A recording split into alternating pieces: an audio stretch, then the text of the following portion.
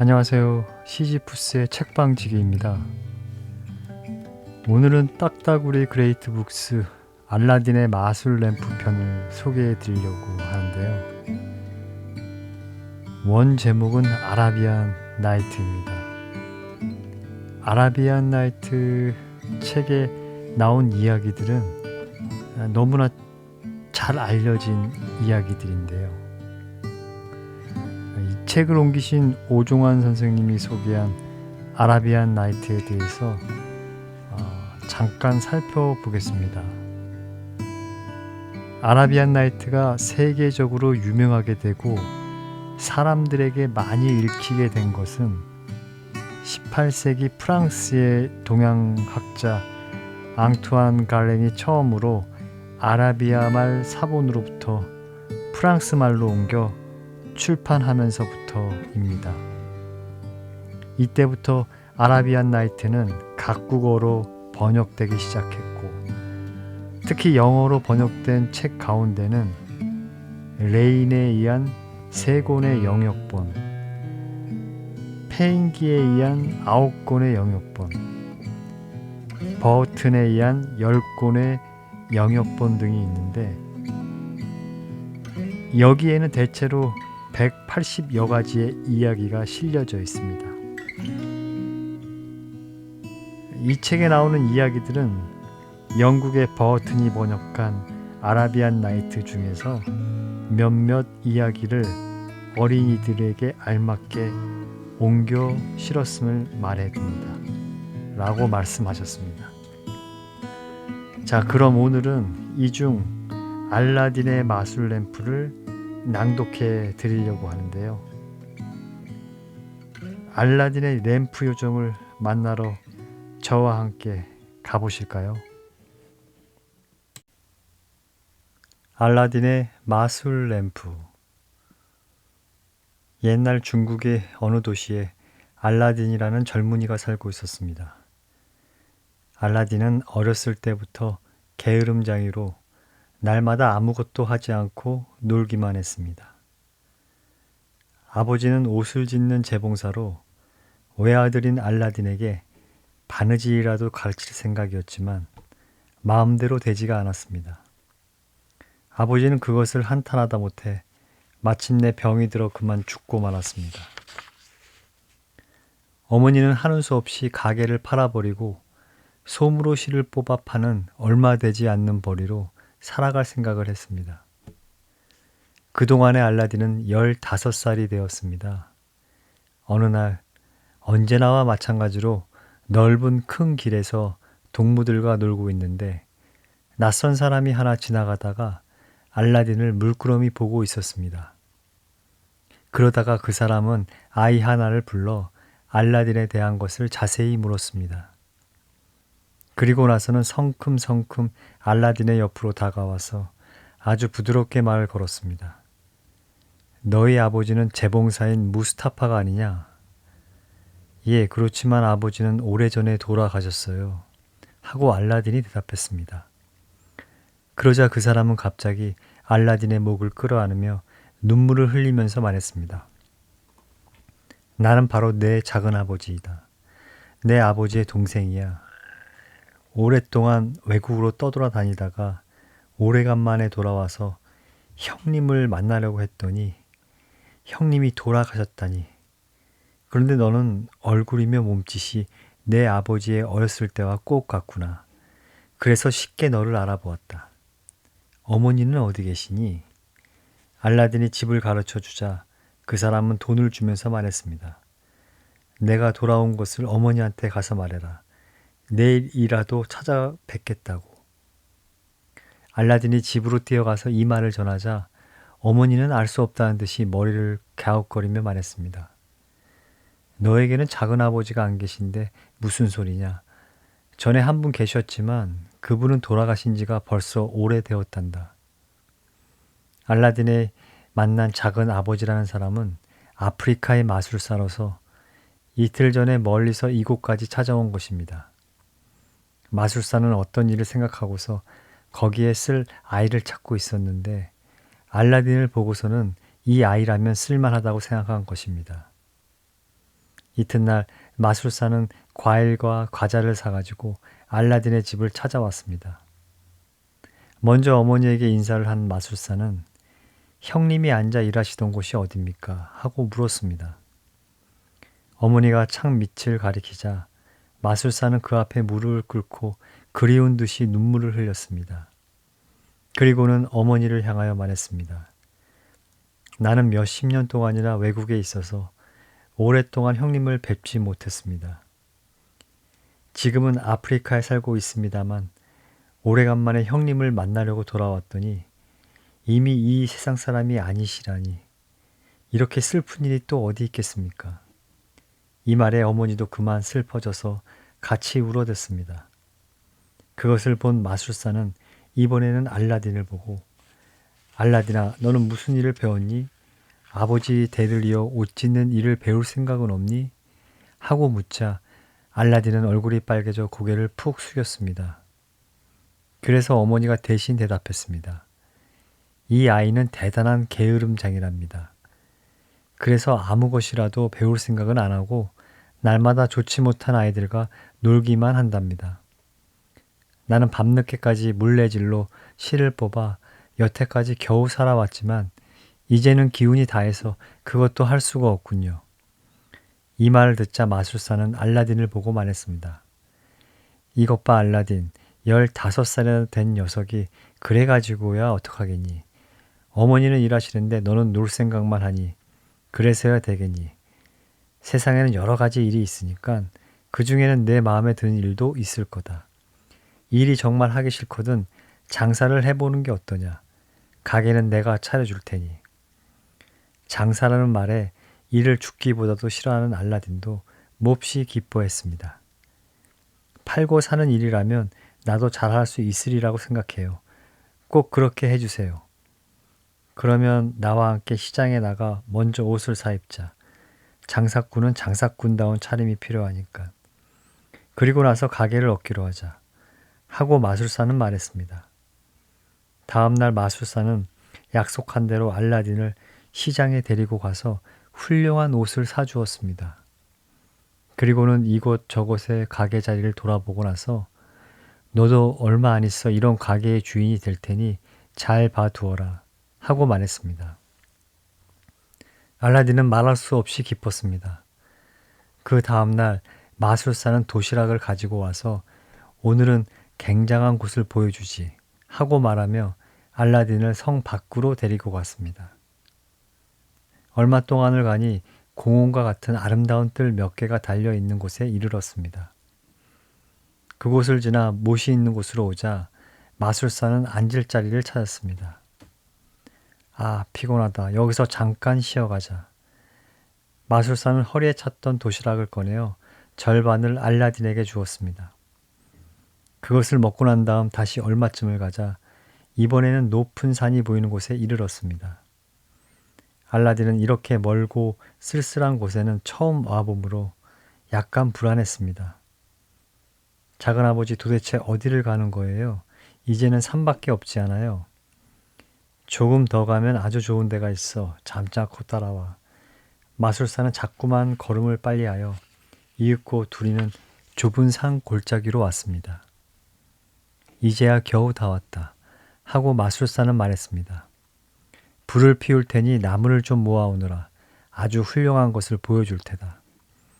알라딘은 피곤한 것도 잊어버리고 곧 마른 나무를 긁어 모았습니다. 마술사는 불을 피우자 향을 꺼내어 확 불에 태웠습니다. 그리고는 무슨 주문을 입속에서 중얼거리자 땅이 두 쪽으로 갈라지더니 속에서 넓고 평평한 돌이 나왔습니다. 알라딘은 그만 놀라 달아났습니다. 그러나 곧 마술사한테 붙잡혔습니다. 조금도 겁낼 것은 없다. 이 돌 밑에는 보물이 굉장히 많이 묻혀있단 말이야. 그런데 그것은 내가 아니면 집어낼 수가 없어. 그것만 손에 들어오게 되면 너는 세상에서 읍등가는 부자가 될 거야. 그러니까 내 말을 잘 듣고서 열심히 하란 말이야. 하고 마술장인은 말했습니다. 그러면 먼저 그 쇠사슬을 잡아당겨서 돌을 쳐들어라. 알라딘이 돌 한가운데 달려있는 쇠사슬을 잡아당기니 돌은 쉽게 쳐들려 나왔으며 그 아래에는 넓은 땅굴이 있어서 그곳으로 내려가는 층층대가 보였습니다. 이제는 저 층층대로 내려가거라.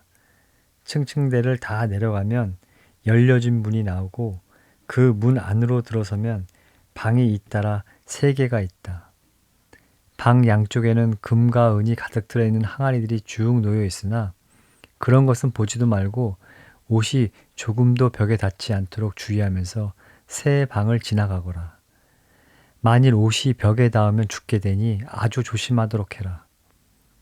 좀 더 깊숙이 들어가면 과일 나무들이 서 있는데 그 속을 그대로 곧장 지나가면 높은 단이 나타나면서 벽이 움푹 들어간 곳에 불이 켜져 있는 램프가 있다. 그걸 가져오란 말이야. 돌아오다가 과일이 먹고 싶거든 얼마든지 따가지고 와도 좋다. 말을 마친 마술사는 자기가 끼고 있던 반지를 뽑아 알라딘이 손가락에 끼워 주었습니다. 이것은 복을 빌어주는 것이다. 주위에서 잘 다녀오너라. 알라딘은 용감하게 층층대를 내려갔습니다. 층층대가 끝난 곳에서 열려진 문 안으로 들어서니 방이 3개 있는데 양쪽에는 과연 금과 은이 가득 들어있는 항아리가 쭉 놓여 있었습니다. 벽에 옷이 닿지 않도록 주의하면서 지나가자 과일 나무들이 서 있는 넓은 뜰이 나오고 그 앞에 램프가 보였습니다. 알라딘은 빠른 걸음으로 가서 램프를 집어 주머니에 넣었습니다. 그리고는 돌아오면서 뜰에 과일 나무를 보니 나무에는 보석의 열매가 주렁주렁 달려 있었습니다. 빨갛게 반짝이는 것은 루비, 파란 것은 터키 구슬, 초록은 에메랄드, 투명한 것은 다이아몬드였습니다. 알라딘은 그것이 보석이라는 것은 알지 못했지만 자꾸만 따서 주머니와 바지 가랑이에 넣었습니다. 알라딘이 층층대가 있는 곳에 돌아와 보니 마술사는 초조한 얼굴로 내려다보고 있었습니다. 빨리 램프를 이리 다오. 마술사가 고함치듯이 큰 소리로 하는 말에 알라딘은 이렇게 대답했습니다. 작은아버지, 그보다도 제 손을 잡아주지 않으면 올라갈 수가 없어요. 사실 알라딘은 보석의 무게 때문에 몸을 마음대로 움직일 수가 없었습니다. 먼저 램프를 내주면 되지 않아 하고 마술사는 야단을 쳤습니다. 그러나 알라딘은 층층대로 올라가면서도 우물거릴 뿐 조금도 마술사의 말을 들으려고 하지 않았습니다. 마술사는 기다릴 수가 없다고 생각했던지 램프를 단념하고 아까 피워놓은 불에 향을 확 태웠습니다. 그리고는 두 손아마디의 주문을 입속에서 중얼거리자 돌이 저절로 본디대로 제자리에 놓여졌으므로 알라딘은 굴 속에 갇혀버리고 말았습니다.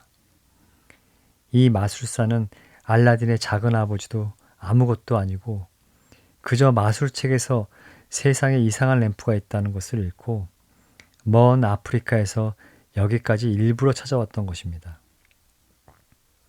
그런데 램프를 손에 넣는 데는 다른 사람의 손을 빌지 않으면 안 되게 되어 있었으므로 알라딘을 땅굴 속으로 들여보냈던 것입니다.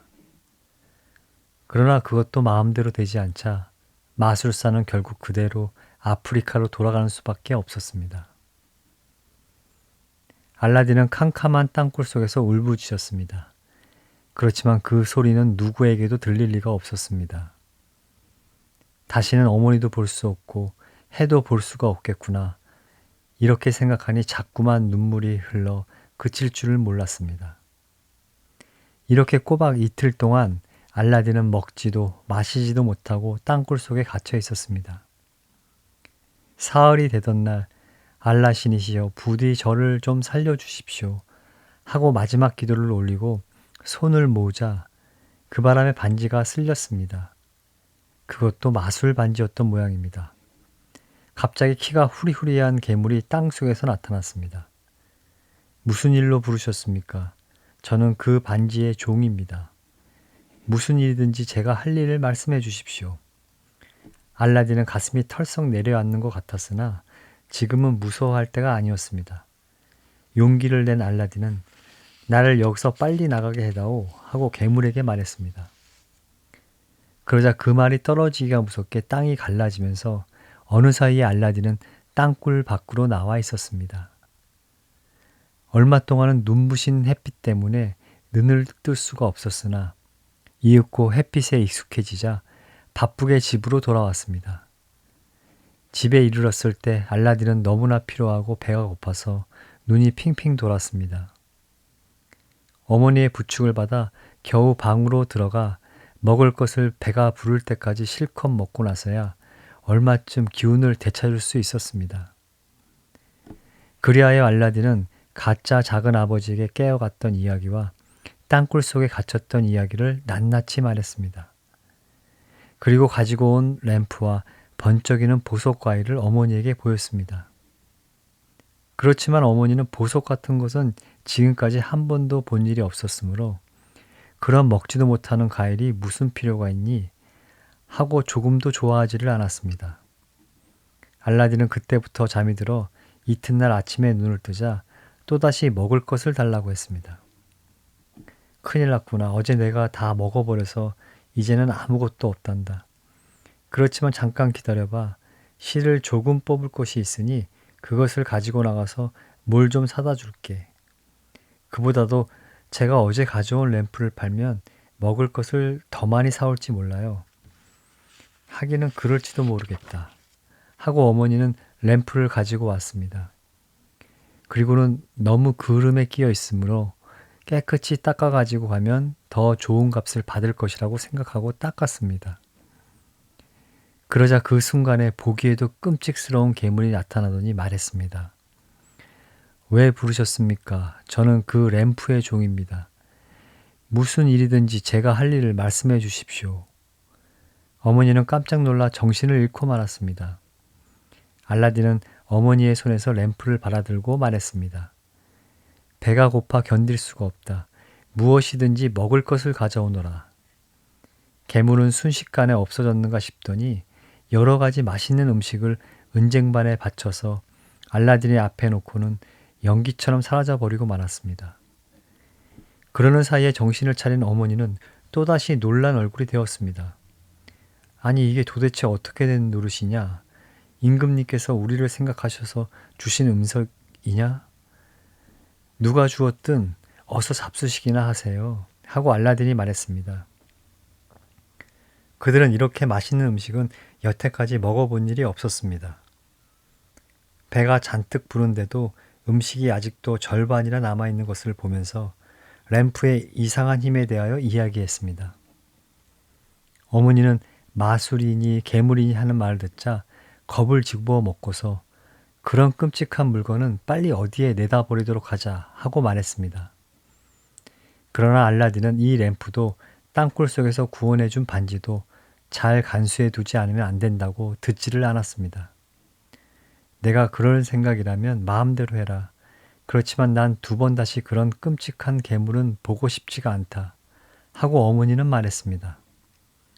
2, 3일이 지나서 음식이 다 없어지자 알라딘은 은접시를 하나씩 시장에 내다 팔았습니다. 그것을 하나 팔면 며칠 동안은 걱정 없이 살 수가 있었습니다. 은쟁반은 접시에 10갑절은 받을 수 있었으므로 그것으로 꽤 오랫동안 살 수가 있었습니다. 알라딘은 요즘에 와서는 게으른 버릇이 없어지고 자기 또래의 아이들과 놀지 않았으며 어른들과 가깝게 지냈습니다. 그래서 세상 일도 얼마쯤 알게 되었으며 보석 가게 주인과도 알게 되어 땅굴 속에서 따가지고 온 과일이 임금님까지도 부러워하는 훌륭한 보석이라는 것을 알게 되었습니다. 어느 날 알라딘이 거닐을 거닐다가 임금님이 따님이 시녀들과 같이 오는 것을 만났습니다. 알라딘은 첫눈에 그 아름다운 모습을 보고 홀딱 반해버리고 말았습니다.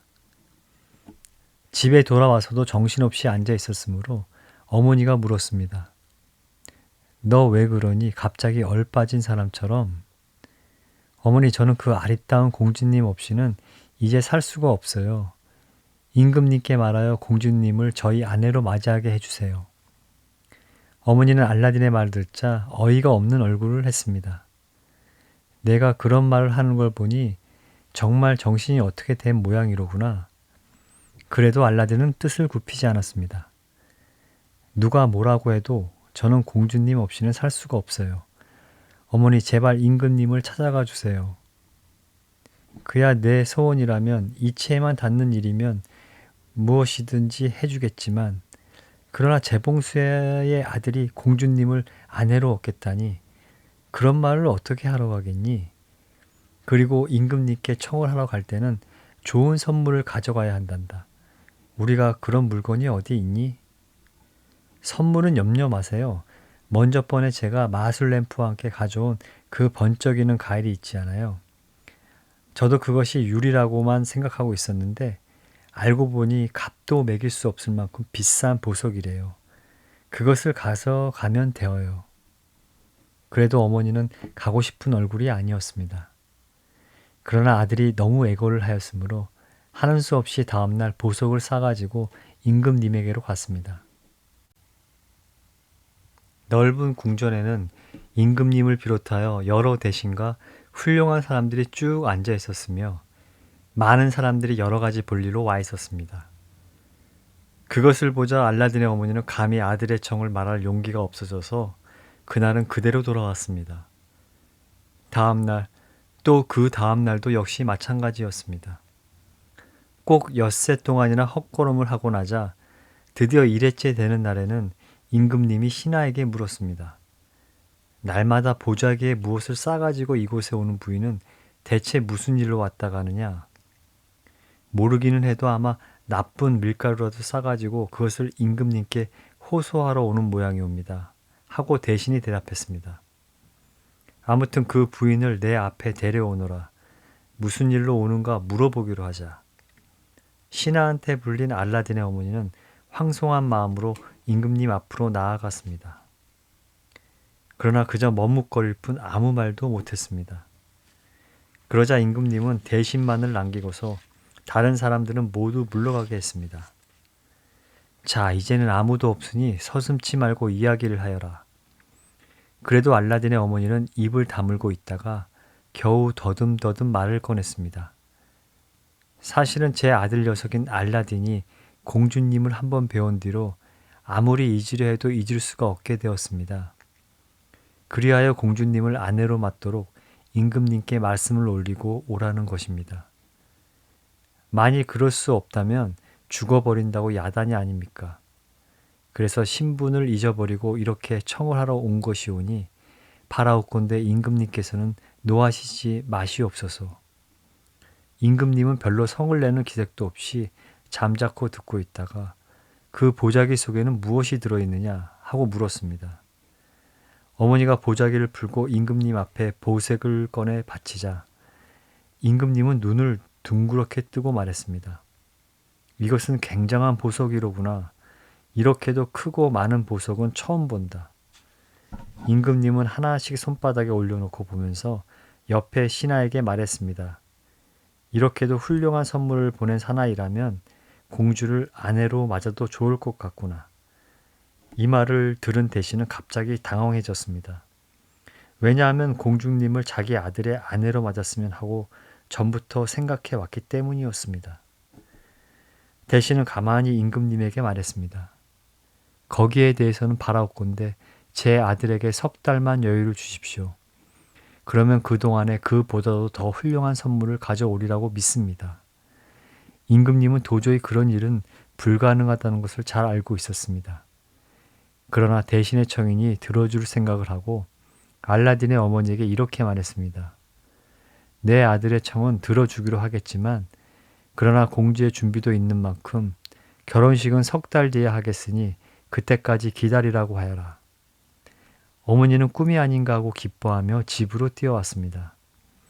알라딘은 물론 말할 수 없이 기뻐했습니다. 세상에서 가장 행복한 사람이라도 된 것처럼 우쭐거렸습니다. 그로부터 두어 달쯤 지난 어느 날 알라딘의 어머니가 시장에 기름을 사러 나가보니 모두 명절날처럼 흥청거렸습니다. 왜 이렇게 야단법석일까? 하고 기름장수한테 물어보자 그걸 아직 모르고 있어요. 오늘은 공주님과 대신의 아들이 결혼식을 올리는 날이랍니다. 하고 기름장수는 대답해 주었습니다. 알라딘의 어머니는 나자빠질 듯 놀라 숨을 헐떡거리며 집으로 뛰어왔습니다. 알라딘도 물론 그런 일은 전혀 모르고 있었습니다. 너무 놀라 얼마 동안 멍청하게 앉아있던 알라딘은 마술 램프를 생각해냈습니다. 그래서 어머니가 부엌에 나간 사이에 램프를 손바닥으로 문질렀습니다. 그러자 곧 괴물이 나타나서 말했습니다.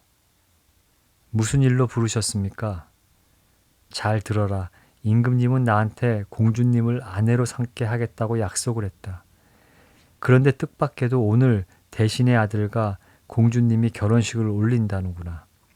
그러니 내가 결혼식이 끝나기 전에 그 두 사람을 훔쳐 가지고 오너라. 예, 알았습니다. 괴물은 곧 자취를 감추어 버렸습니다. 그날 밤 늦게 어머니가 잠이 든 뒤에 괴물은 알라딘의 방에 공주님과 대신의 아들을 훔쳐 가지고 왔습니다. 수고했다. 그러면 둘을 뒤뜰 헛간에 가두고 단단히 지키고 있다가 날이 새거든 다시 궁전으로 데려다 주어라. 하고 알라딘은 명령했습니다. 둘이는 좁고 더러운 방에 갇혀서 밤을 새우는데 괴물이 잠시도 옆을 떠나지 않았으므로 목숨이 붙어 있는 것 같지가 않았습니다. 아침이 되어 궁전에 돌아가서도 공주님은 새파랗게 질린 얼굴로 오돌오돌 떨기만 했습니다. 임금님이 왜 그러냐고 물어도 한마디 대답도 못했습니다. 이에 화가 난 임금님은 그 이유를 말하지 않으면 살려두지 않겠다고 울러댔습니다. 그제야 공주님도 겨우 입을 열어 어제 저녁에 겪은 무서운 일을 낱낱이 이야기했습니다. 임금님은 이 이상한 이야기를 듣자 몹시 걱정이 되어 다시는 그런 끔찍스러운 일을 당하지 않도록 해주마 하고 공주님을 위로해 주었습니다. 대신의 아들이 아버지한테도 한 대답도 꼭 같았습니다. 그리고 아들은 다시 그런 끔찍한 일을 당하게 된다면 차라리 죽어버리고 말겠어요 하고 말했습니다. 이 때문에 두 사람의 결혼은 그만두기로 했고 거리의 명절 같은 기분도 사라지고 말았습니다. 그 뒤로 한 달이 지나 약속한 석 달이 되자 알라딘은 다시 어머니를 임금님께 보냈습니다. 임금님은 알라딘 같은 것은 깨끗이 잊어버리고 있다가 어머니의 얼굴을 보자 생각해냈습니다. 그리하여 딱한 듯한 얼굴로 대신에게 말했습니다. 이 일을 어떻게 해야겠나? 석 달이 지나면 공주를 아내로 주겠다고 약속했지만 이런 늙은이의 아들에게는 주고 싶지 않으니 물론 그렇습니다 하고 대신은 말했습니다. 이렇게 어울리지 않는 결혼은 아예 시키지 않는 것이 좋습니다. 그러자면 한 가지 방법이 있습니다. 알라딘에게 어떤 부자라도 도저히 가져올 수 없는 굉장한 물건을 바치라고 하면 어떻겠습니까? 그거 참 좋은 생각이로구나. 임금님은 대신의 의견에 찬성하고서 다시 알라딘의 어머니를 보고 말했습니다. 임금은 절대로 약속을 어기는 법이 없으니만큼 나도 석 달 전에 약속한 대로 내 아들에게 공주를 주기로 하겠다. 그러나 그 전에 내 아들은 전에 바친 보석과 꽃 같은 것을 황금 화분 40개에 담아 40명의 종에게 들려가지고 오지 않으면 안 된다. 집에 돌아가서 너희 아들에게 이 말을 잘 전하라. 알라딘의 어머니는 궁전을 나와 어떻게 하면 이런 것을 알라딘이 해낼 수 있을까 걱정하면서 집으로 돌아왔습니다. 보석은 땅속에 있는 가일나무에서 또 따올 수 있다고 해도 40명의 종은 어떻게 얻을 수 있는가? 어머니가 집으로 돌아와 임금님의 말을 전하니 알라딘은 태어난 얼굴로 말하였습니다.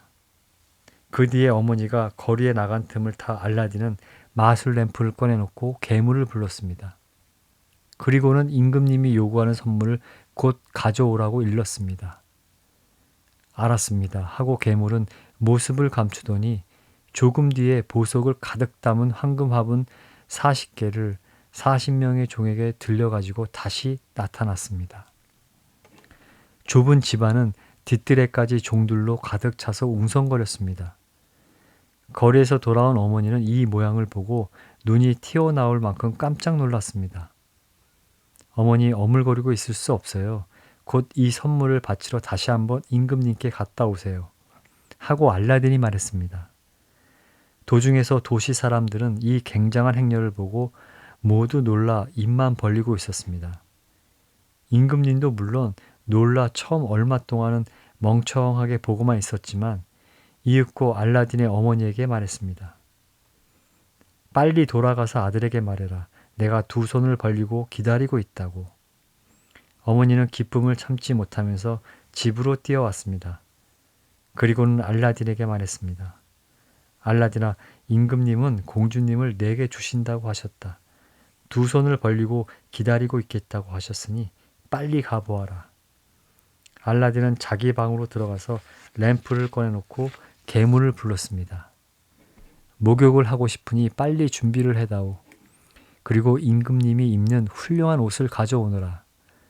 괴물은 이 말을 듣기가 무섭게 알라딘을 널따란 대리석의 목욕탕으로 데리고 가서 향수를 탄 물에 목욕을 하게 했습니다. 목욕이 끝나자 괴물은 금실과 은실로 짠 눈부신 옷을 갖다 주었습니다. 이 밖에 또 필요한 것이 없으십니까? 하고 괴물은 물었습니다. 또 한 가지 부탁이 있다. 하고 알라딘은 말했습니다. 임금님의 말보다 더 훌륭한 백마 한 마리와 시종 20명과 금돈 10,000잎을 자루 10개에 넣어서 갖다 다오. 예, 알았습니다. 괴물은 순식간에 알라딘이 시킨 대로 모두 갖추어 가지고 왔습니다. 그러자 알라딘은 천천히 말에 올라 아주 엄숙하게 행렬을 지어 궁전을 향하여 떠났습니다.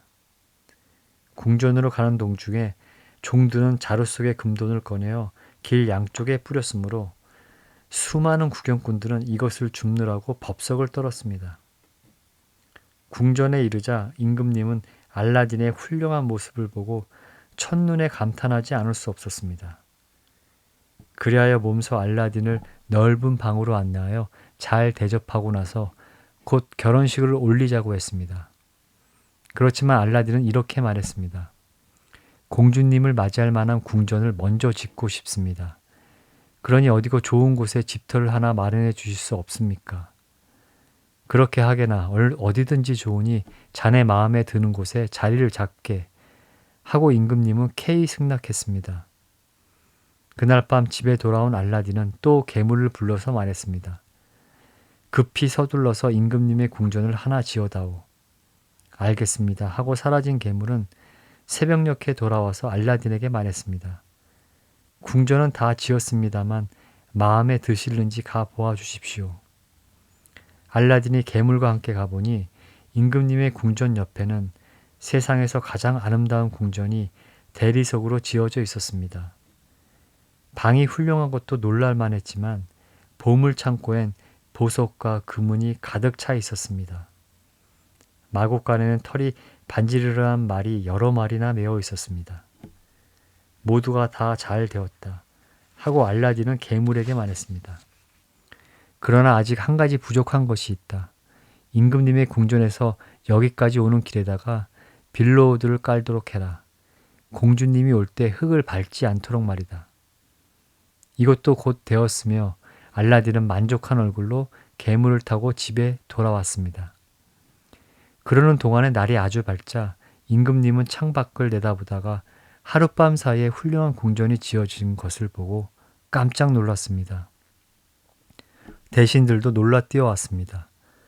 단 하룻밤 사이에 이렇게도 훌륭한 궁전이 지어졌다는 것은 도저히 사람의 힘으로는 할 수 없는 노릇입니다.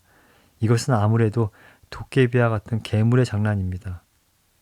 자네는 알라딘을 좋게 생각하지 않는 모양이군 하고 임금님은 못마땅하게 말했습니다. 그런 선물을 보낼 수 있는 사나이라면 이런 일쯤 가지고 놀랄 것은 없는 거야. 그날 밤 임금님이 궁전에서 화려한 결혼식을 올리자 공주님은 알라딘의 손에 잡혀 빌로우들을 밟으며 새로 지은 궁전으로 왔습니다. 넓은 방에는 이미 축하잔치 준비가 되어 있었으며 여러 가지 훌륭한 음식이 금접시에 담겨 있었습니다. 공주님과 알라딘이 자리에 앉자 아름다운 시녀들의 노래가 시작되고 춤이 벌어졌는데 알라딘도 공주님과 밤 늦게까지 춤을 추었습니다. 이야기를 바꿔 아프리카에서는 그 마술사가 아직까지 램프를 손에 넣지 못한 것을 몹시 분해했습니다. 그러나 알라딘은 틀림없이 돌 밑에서 죽어 백골이 되었을 거야 하고 생각하면서 마술 만원경으로 들여다보니 알라딘은 땅굴 속에서 도망쳤을 뿐만 아니라 훌륭한 궁전에서 아름다운 공주와 같이 살고 있음을 알게 되었습니다. 이것은 틀림없이 그 마술 램프의 덕일 것이다. 그걸 어떻게든지 내가 빼앗아야지. 마술사는 화도 나는 한편 부럽기도 해서 곧 중국을 향하여 다시 길을 떠났습니다. 그리고는 밤낮을 가리지 않고 길을 걸어 급히 와보니 알라딘은 먼 곳에 사냥을 나가고 집에 없었습니다. 마술사는 한 가지 깨를 생각해냈습니다. 거리의 철물 가게로 가서 램프를 10개쯤 사서 강주리에 넣어 가지고서는 춤을 추면서 궁전 쪽으로 갔습니다. 헌 램프를 새 램프로 바꾸어 드립니다. 헌 램프가 없습니까? 헌 램프를 바꿔 드립니다. 거리 사람들은 재미있다고 웃어대면서 졸래졸래 따라왔습니다. 저 사나이 정신이 어떻게 된 사람 아냐? 새 램프를 헌 램프와 바꿔준다니. 궁전의 창 바로 옆에 서 있던 공주님도 웅성거리는 이 소리를 들었습니다. 도대체 왜 야단들이냐? 시녀를 불러 알아보고 오라고 하자 헌 램프를 새 램프로 바꾸러 다닌다는 것이었습니다. 저 녀석은 바보가 아니면 미친 사람이에요. 참 마님, 방에 아주 더러운 램프가 있는데 그걸 바꿔요. 하고 시녀가 말했습니다. 공주님은 그 램프에 대해서는 아무것도 모르고 있었지만 장난삼아 말했습니다. 정말 바꿔주는지 한번 시험해 보는 것도 재미있는 일이겠는데 시녀가 가져온 헌 램프를 보자 마술사는 대뜸 그것이 마술 램프라는 것을 알았습니다. 그리하여 선뜻 새 램프로 바꾸어 주고서는 둘러선 사람들이 놀려대는 것도 모른 채하고 바삐 그 자리를 떠나버렸습니다. 이윽고 성문 밖이 조용한 곳으로 오게 되자 마술사는 램프를 꺼내어 비벼댔습니다. 그러자 곧 괴물이 나타나서 무슨 일로 부르셨습니까? 하고 물었습니다. 날이 저물면 알라딘의 궁전을 공주와 함께 아프리카까지 옮겨 놓아다오 하고 마술사는 말했습니다. 예, 알았습니다. 하고 괴물은 사라졌다가 날이 저물자 다시 나타나서 자, 눈을 감으시오.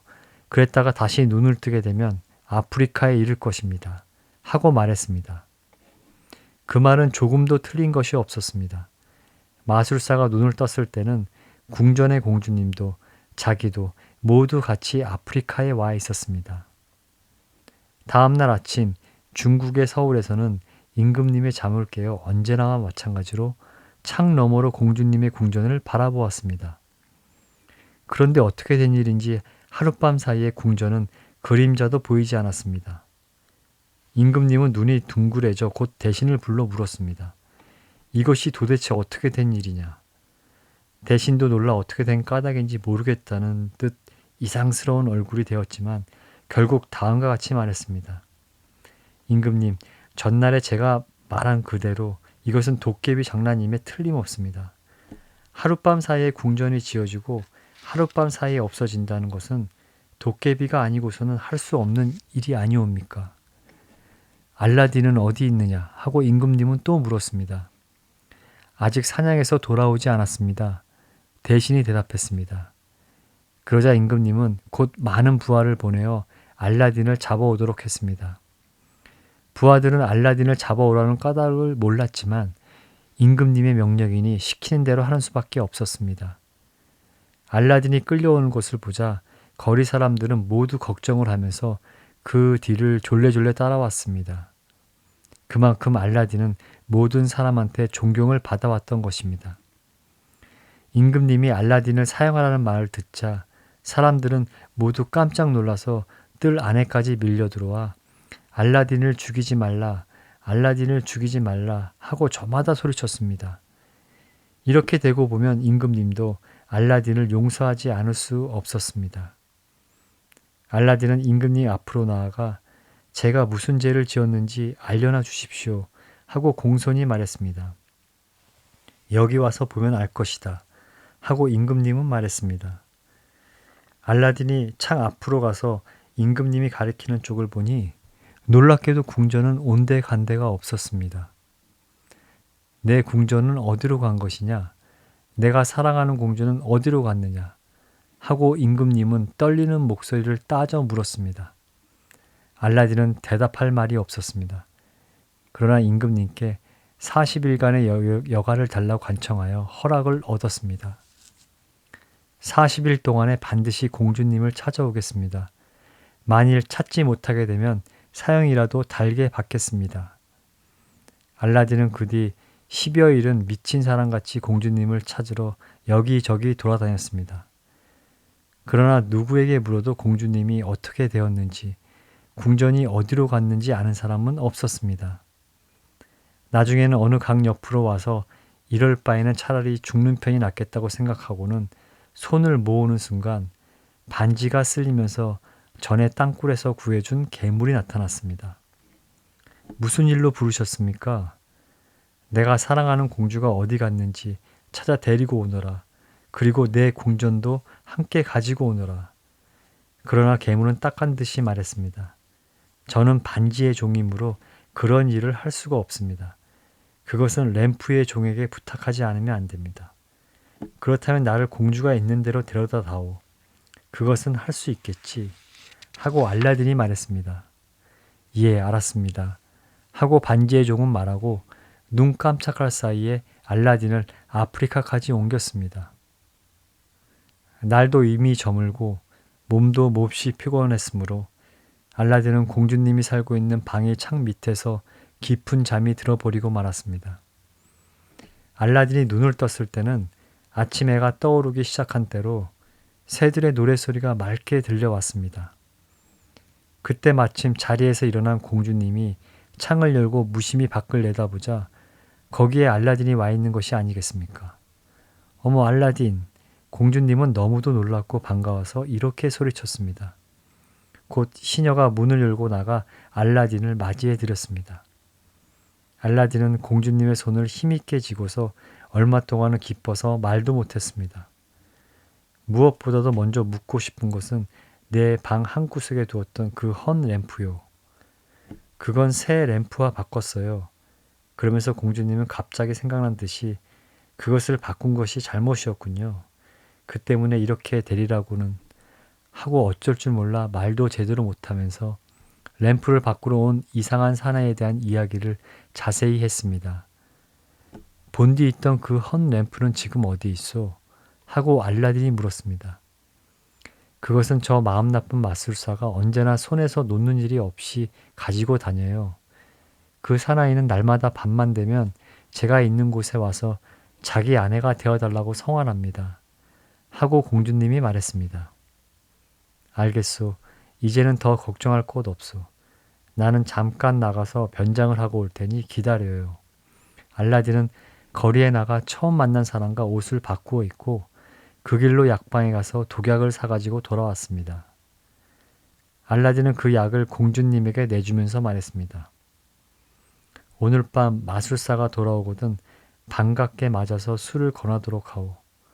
그리고는 마술사의 술잔에 슬쩍 이것을 넣어서 마시게 하란 말이오. 다음 일은 내가 다 할 테니. 공주님은 그날 밤 전날과는 달리 아름답게 화장을 하고 가장 고운 옷을 입고 마술사가 돌아오기를 고대고대 기다리고 있었습니다. 마술사는 전과 달리 아름답게 차린 공주님을 보고 실눈을 더욱 가늘게 뜨고 좋아했습니다. 당신 말대로 알라딘은 아버지의 노여움을 사서 죽었으리라고 생각해요. 아무리 기다려보아도 소용없는 일이니 이제부터는 운일 없이 명랑하고 즐겁게 살 생각이어요. 술을 좀 마시게 해주실 수 없어요? 공주님의 말을 들은 마술사는 기뻐서 어쩔 줄을 몰라하며 곧 강으로 뛰어가서 술을 가지고 왔습니다. 공주님은 틈을 타서 살그머니 마술사의 술잔에 아까의 그 독약을 넣어 마술사에게 주었습니다. 약을 넣은 술잔을 받아든 마술사는 단숨에 잔을 비웠습니다. 잔을 테이블에 놓자마자 마술사는 마루 위에 풀썩 쓰러졌습니다. 이를 본 공주님이 옆방의 문을 열자 알라딘이 뛰어들어와 마술사의 주머니에서 램프부터 꺼냈습니다. 이제는 되었소. 뒷일은 모두 내가 잘 할 테니 잠깐 동안 옆방에 가 있어요. 하고 알라딘이 말했습니다. 공주님이 옆방으로 몸을 피하자 알라딘은 칼을 꺼내어 마술사를 한 칼에 찔러 죽였습니다. 그리고는 램프의 괴물을 불러내어 이 궁전을 지금 있는 그대로 중국의 서울인 처음 있던 곳으로 옮겨 놓아라 하고 말했습니다. 괴물이 알겠다는 대답을 하고 모습을 감춘 뒤 궁전이 두어 번 흔들거리는 것 같더니 알라딘과 공주님은 임금님의 궁전 옆에 와 있었습니다. 임금님은 공주님이 없어지고 난 뒤부터 알라딘의 궁전이 있던 쪽을 날마다 바라보며 슬퍼했습니다. 그날 아침도 일어나자 곧 그쪽을 바라보았습니다. 그러자 거기에 알라딘의 궁전이 전과 같이 훌륭하게 서 있는 것이 아니겠습니까? 임금님은 눈을 비비고 다시 한번 보았습니다. 그렇지만 그것은 역시 틀림없는 궁전이었습니다. 임금님은 급히 말을 타고 알라딘의 궁전으로 갔습니다. 알라딘도 마침 임금님의 궁전을 살피고 있던 참이어서 달려나가 맞아들여 공주님의 방으로 모시었습니다. 공주님은 임금님의 얼굴을 보자 기쁨을 참지 못해 울음을 터뜨렸습니다.